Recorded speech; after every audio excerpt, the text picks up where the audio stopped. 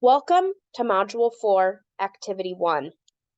We're ending with the strategies to create safety through relationships. Through all of the modules thus far, along with other videos and recordings and articles, we've talked about the importance of relationships. That's the quote, magic wand that people often want to know when they're thinking about creating a trauma-informed classroom. It's relationships. And so one way to establish safety through relationships is to focus on the right-hand side of this table.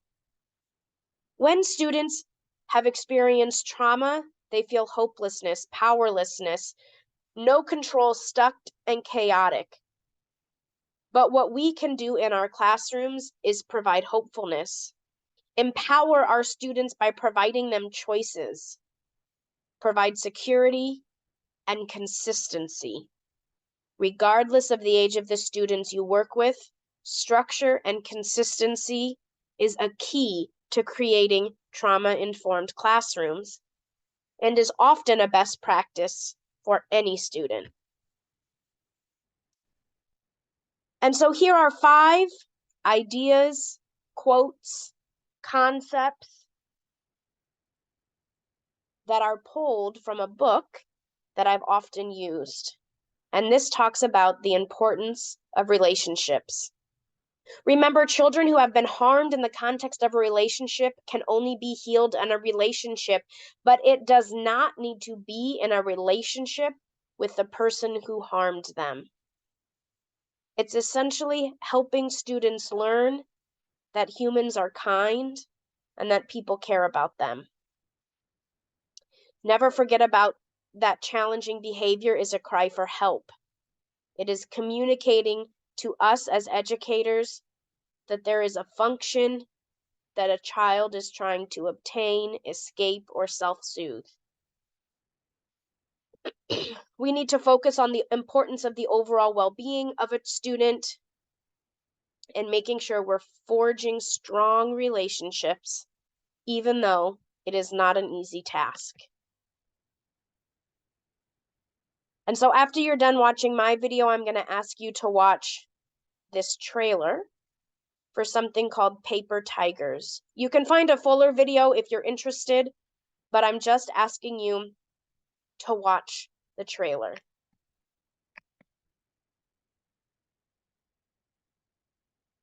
So as we think about trauma-informed classrooms and you're reflecting on the readings, a trauma-informed classrooms recognize that children from hard places have many unresolved emotions that bubble up at very unexpected times.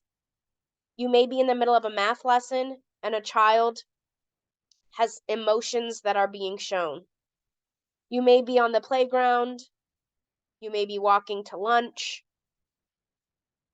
Emotions can bubble up at very unexpected times, but as an educator who is trauma-informed, it's always being ready to help regulate emotions and to build those strong relationships. Trauma-informed classrooms, it is a place where children know they are safe, they can express their emotions without adults becoming unglued or getting angry. It is a safe space to express emotions, knowing that there is a safe adult there who will process those emotions with the student. And so as we're thinking about developing these strong relationships, these strong trauma-informed classrooms, these are the 4 C's of belongingness. These were designed or coined by Lou Bettner, and they're about courage, capable, connected, and count. Every single person, regardless of if it's a student in a classroom or an employee at an organization, every single person must feel all 4 of these to feel as if they are safe and belong. So as we're developing these trauma-informed classrooms, we want to make sure our children and students feel courageous to fail forward. They have the courage to make a mistake. They have the courage to have big emotions and know that there is an adult there who will help them cope. We want to make sure that we provide resources that all of our students feel capable to succeed. When a child feels or a student feels as if they don't have the appropriate resources to learn about addition or to do an algebraic problem or to read CVC words, we will start to see some of the big emotions we see for students who have experienced trauma. We need to make sure that our students feel connected to each other and to us, knowing each other's names, building those really strong community relationships within our classrooms. And finally, all of our students need to feel as if they count. When they are gone, they are missed. If they are absent, we welcome them back into the classroom with open arms. And if they are late, we still welcome them back in with open arms, no questions asked, because we care about them and they count as part of our classroom environment.